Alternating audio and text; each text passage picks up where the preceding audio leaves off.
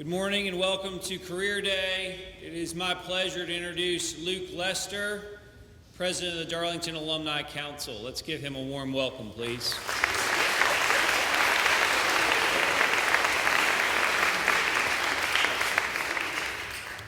Good morning.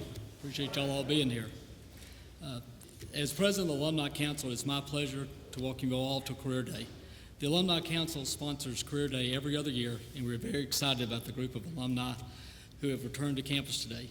We have 35 alumni who have traveled from as far away as Sunnyvale, California, Austin, Texas, Washington, D.C., Birmingham, Alabama, and Atlanta, Georgia.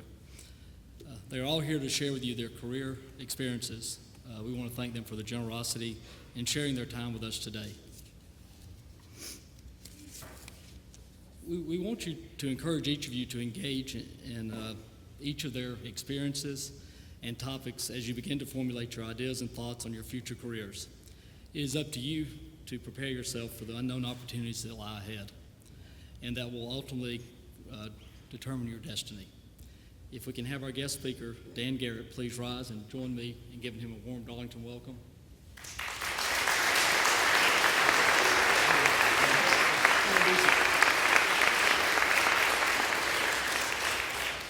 We're especially fortunate to have Dan with us today as our keynote speaker. He graduated Darlington in 1982. Dan is an economist and consultant with Cornerstone Research. It's a leading consulting firm to attorneys that are involved in complex litigation and regulatory proceedings.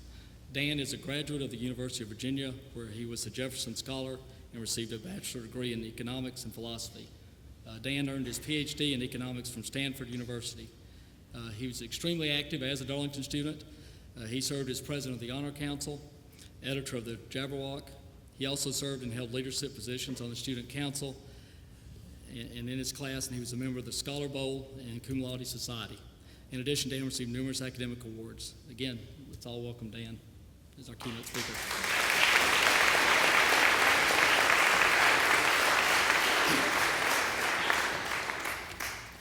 Thank you very much, Luke. I appreciate that introduction. It's really an honor to be here. I spent 9 years at Darlington, 4 years in the upper school. I started out in the back as a freshman and moved my way up to when I was a senior. One thing about the chapel that I'm noticing right now is it smells the same. It smells the same all these years later, and a lot of our memories are tied to our sense of smell, so a lot of memories are coming back to me today. My first hope today is to entertain you, and my second hope is to give each of you one or maybe two aha moments that you will carry away with you. I'm going to use the path of my career from Darlington to where I am today as a organizing scheme for my talk. And as we move along that path, I'm going to give you some anecdotes and pause with some lessons that I learned.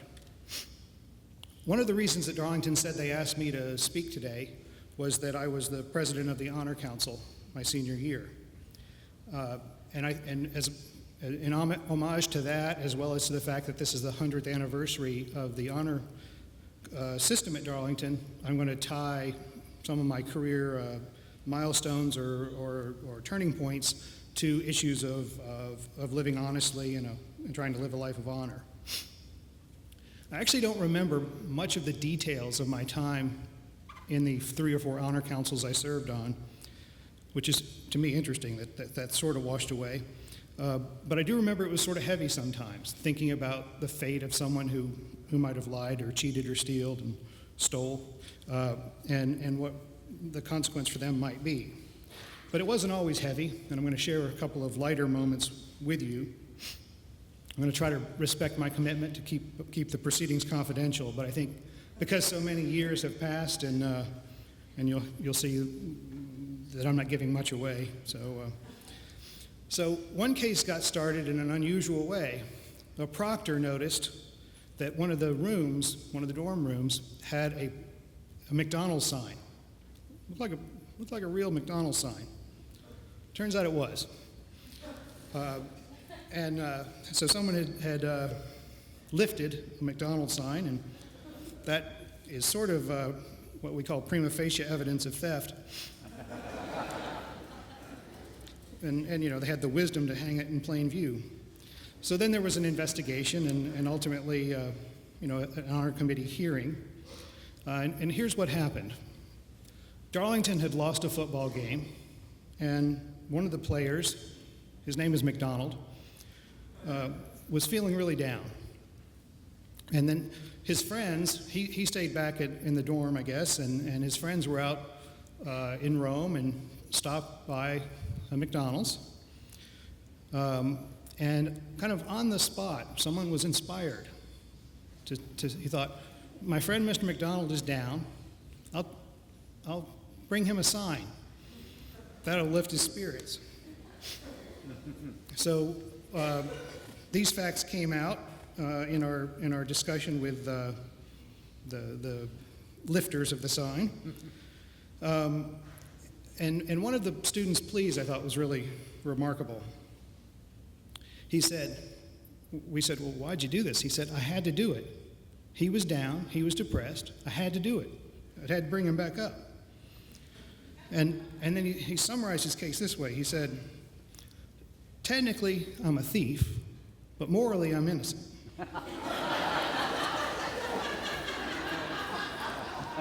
He said, if I'm a thief with the best of intentions. So Mr. Lockhart was our faculty advisor at the time, and I thought he had the best cross-examination question, which was, so you're saying that none of this would have happened if you'd gone to Hardee's instead?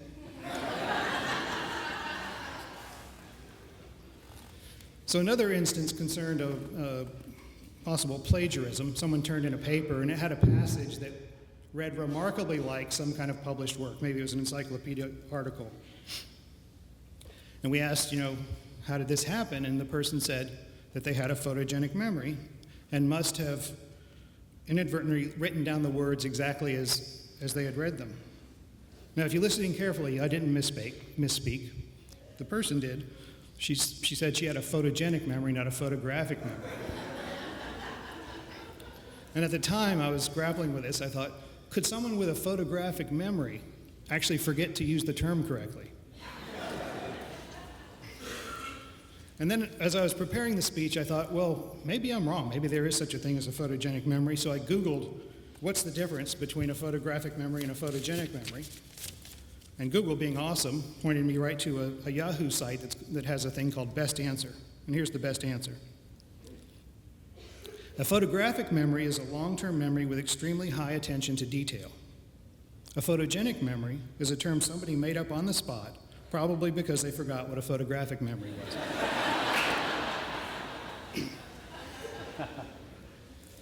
So, sitting here today, I have my experience on the Honor Council, but that was not nearly as important in my life as just being part of the honor system at Darlington. And I think that's neat because only a small subset of us are on the Honor Council, but a lot of us are all of us are a part of the honor system. Now, the behavioral maxims of the honor system, to not lie or cheat or steal, are very basic and really are non-controversial. But I think they're fundamental to being a good person. For me, being honest is a core assumption of my life plan, or a side constraint, I sometimes think of it as. My one-sentence life plan, which I formulated when I was an undergraduate at the University of Virginia, is to live long and prosper in the context of being a moral and noble person. For me, that context must include not lying, cheating, or stealing. I'm grateful to Darlington's honor system for helping define that path for me, and also for treating me while I was here as someone who would live up to that. Well, what else did Darlington give me? Well, of course, it gave me my primary and secondary education. With the advantages of 30 years of hindsight, let me give you my quick take on what I hope that someone takes away from their studies before college. There's three things. Skills in thinking clearly, that's number one. Number two, skills in communicating effectively. This is both speaking and writing. And the third is experience and know-how to delve into a subject that interests you. For me, that's it. I don't include in that knowledge of any particular body of facts. And that's partly because I'm convinced that basically very few of us retain anything that we don't really care about. Now I'm going to transition to my next step in my career, which was my undergraduate work, which, as you heard, was at the University of Virginia. In my first semester, I took a class in political philosophy and a class in microeconomics, and both of those were really eye-opening experiences for me. I fell in love with both subjects, started taking those classes, one or two a semester, and that quickly led to a major. And in taking and emphasizing philosophy and economics, I ended up doing less of things that I had before, which were math and English and French.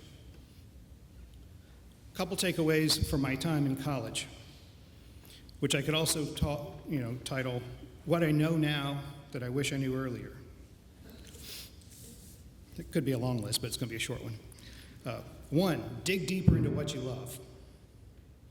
In the college class context, that means taking the classes that are in subjects that you care about and fret less about topics that you're less interested in. But in a broader context, it means finding out what you're interested in and doing with your time, interested in doing with your time, and doing it. For me in college, it meant enjoying the heck out of my economics and philosophy classes and setting aside things like literature. The second lesson, which is less academic, but I think is really useful to me once I figured it out, is this. And it concerns finding a boyfriend or girlfriend, or even, in the limit, the boyfriend or girlfriend that you're going to have a long-term relationship with. And it also relates to finding friends generally. I'm going to start this by alluding to a song, and it's a country song written by Sawyer Brown, or sung by Sawyer Brown. It's a group that illustrates the idea. And the song is called Some Girls Do, which was released in 1992. By a show of hands, who recognizes that song by its title? A lot of people here in the front. Very nice.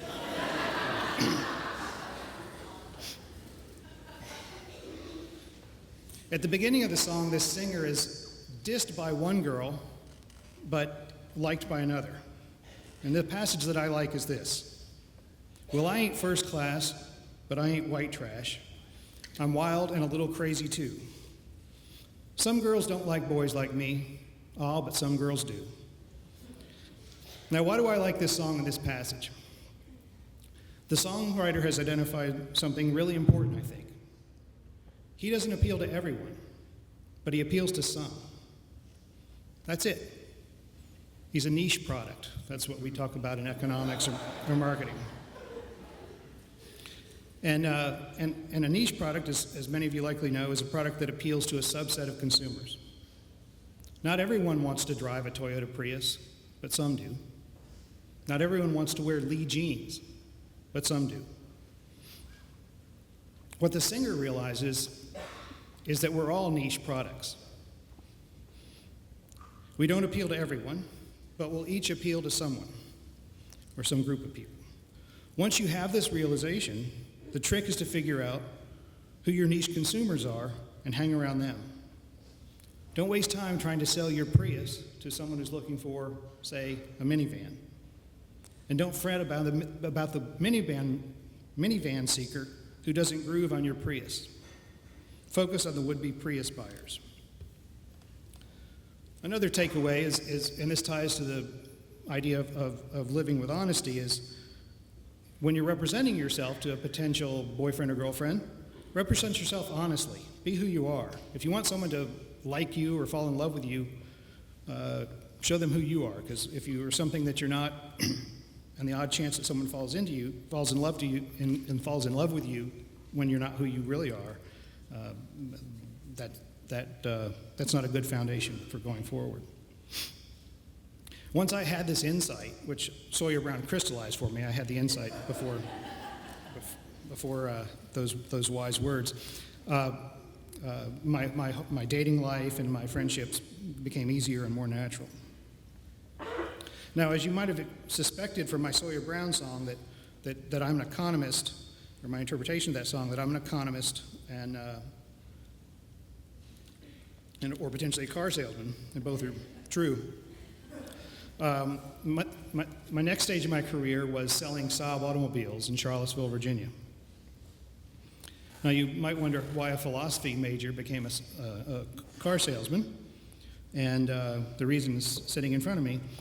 My wife, then girlfriend or fiance maybe, and now wife, was a year behind me at school, and then she took a job that was sort of an internship for another year. So I needed to stay in Charlottesville to stay with her, and that's what I decided to do.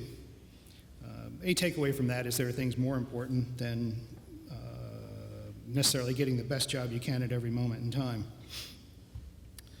I enjoyed my time selling Saabs, but it's an interesting profession, selling cars. I don't know if you know this, but car salesmen are not held in high repute. And I wanted to be an honest car salesman, so I had to think long and hard about what that meant, and this actually wasn't that difficult. I committed myself to always speaking truthfully about the car. That's easy enough to do. The challenging area comes when you're negotiating. So let's imagine we have a car that's selling for, say, $10,000, the dealership purchased for $10,000 and hopes to sell for $11,000. Now, if someone's enamored of that car and wants to buy it, there's a negotiation process. The buyer would like to get it for as close to zero as he or she can get it, and the dealership wants to get as much money for it as they can. So there's a pie, a zero-sum game, and negotiation happens to reach the final price. Now, a lot of the discussions that happen during negotiation are not fully sincere. Someone says, "I cannot afford $1 more than $9,000. Well, that might be true, it might not. Dealership says, "This car is absolutely worth the list price, and there are 30 people waiting in line to buy it." That might not be true.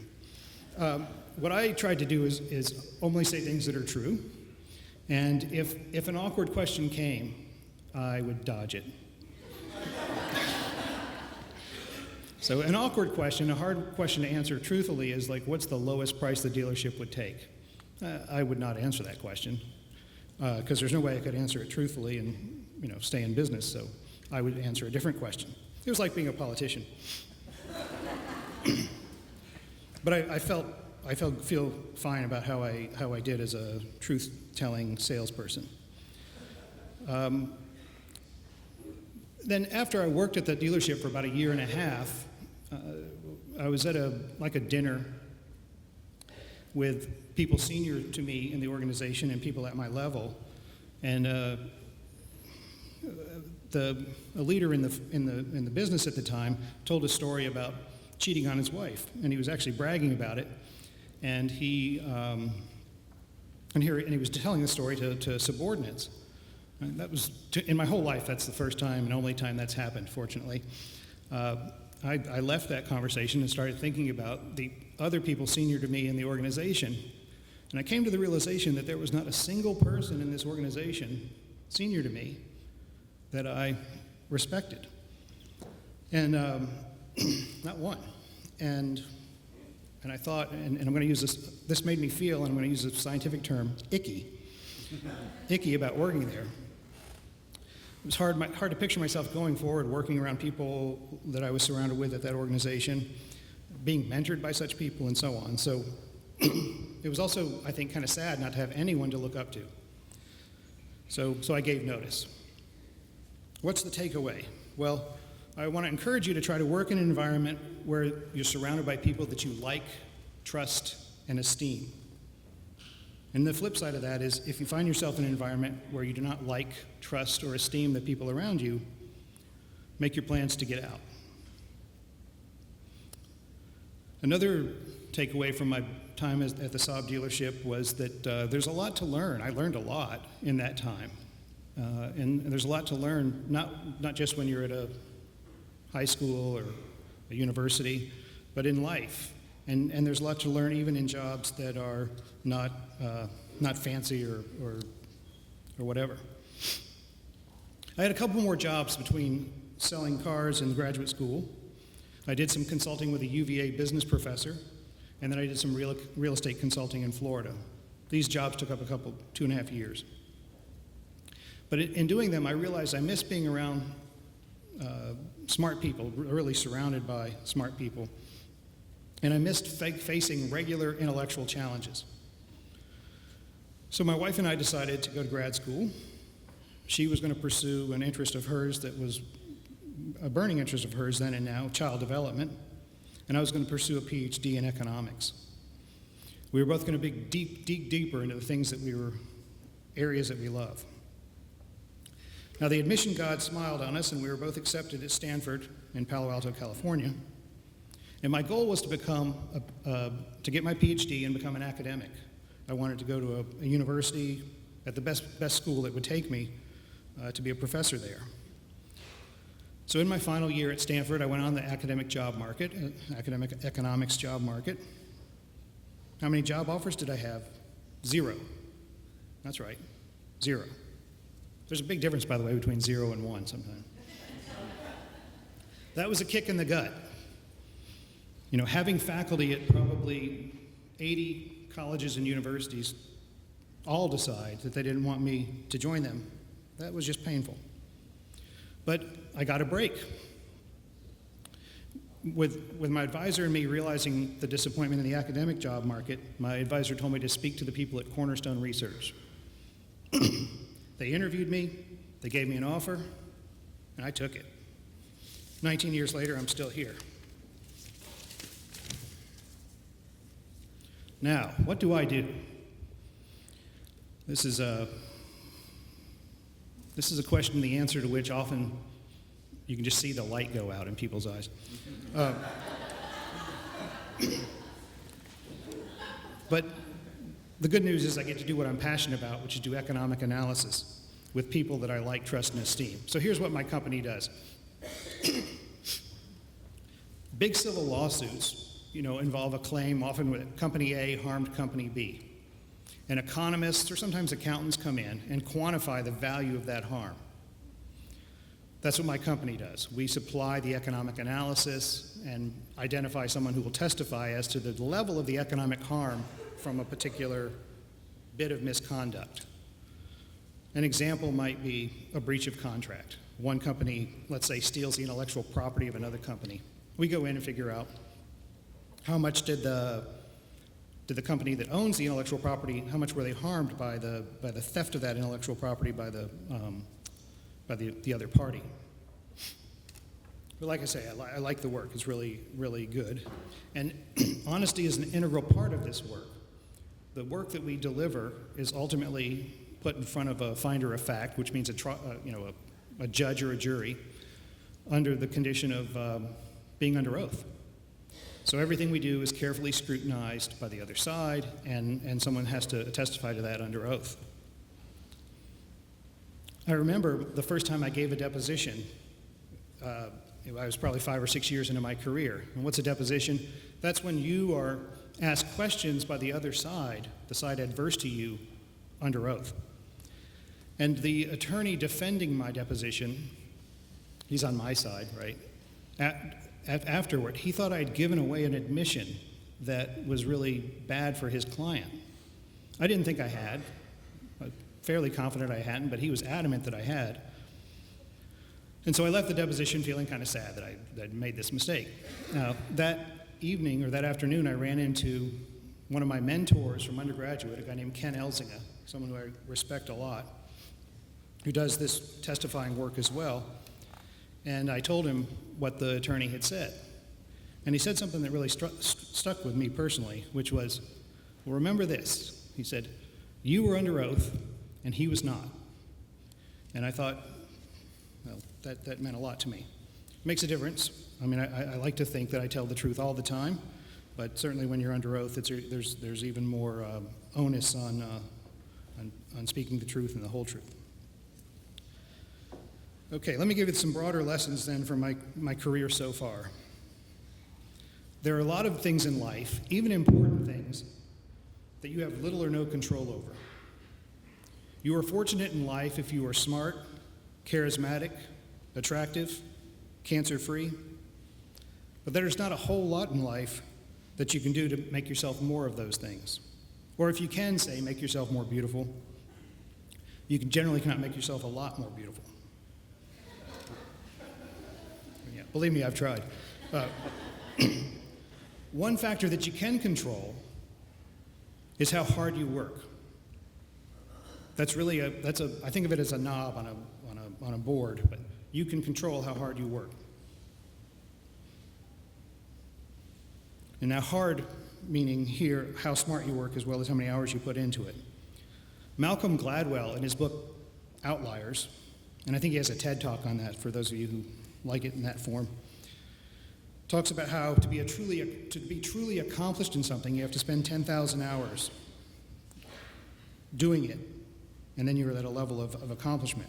Now that's a lot of work, and that certainly qualifies as hard work. You almost certainly achieve being good at what you do if you work long enough and hard enough at it.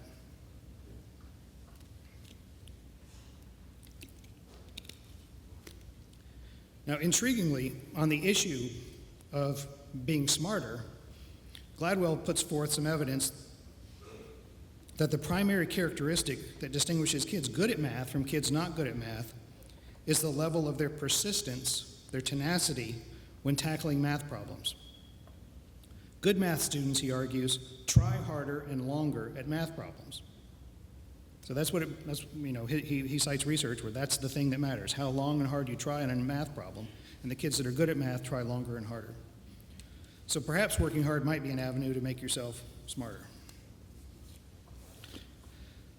A second broad lesson of my career so far concerns happiness. First, and this won't surprise some of you, I want to say that wealth does not guarantee happiness.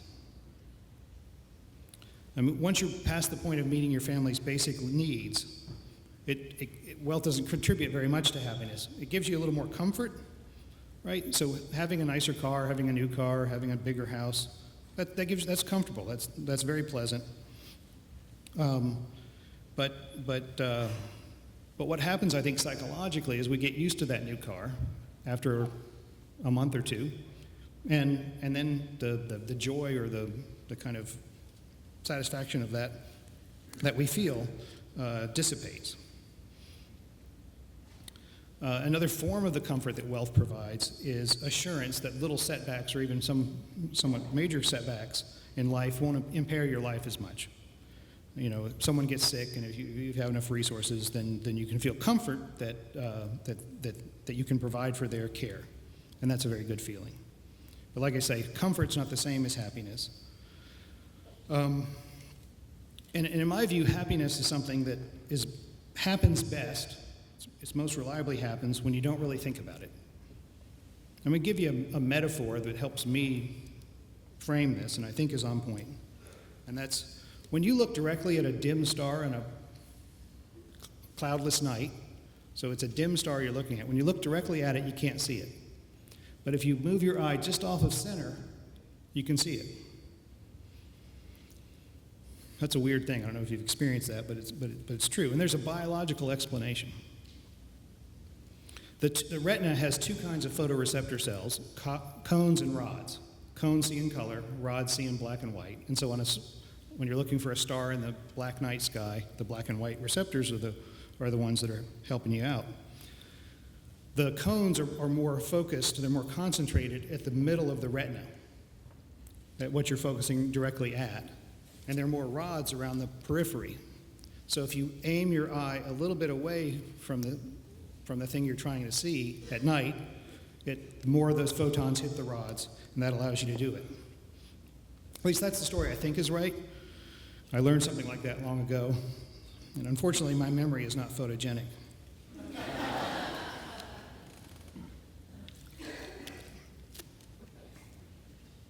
So this star metaphor, I think, applies to what I said about happiness, which is it happens best when you don't really think about it. Instead of focusing on being happy, what I would urge you to do is focus on getting your satisfaction by doing good work. Most of us feel good spending a day doing something worth doing. Go for that. Find things worth doing and spend your time doing them. That provides satisfaction, which is akin to happiness, but unlike happiness, you can aim at it. Another part of happiness is having and appreciating moments of joy. Here, too, in my view, you can't aim directly at joy, or you won't have it. Let's imagine that you find joy in hearing a well-played fiddle. When I think of a well-played fiddle, I think of the song Ashokan Farewell, which is a song that was actually written very recently and featured in the Ken Burns miniseries, The Civil War. If you listen to Ashokan Farewell again and again, your joy does not multiply.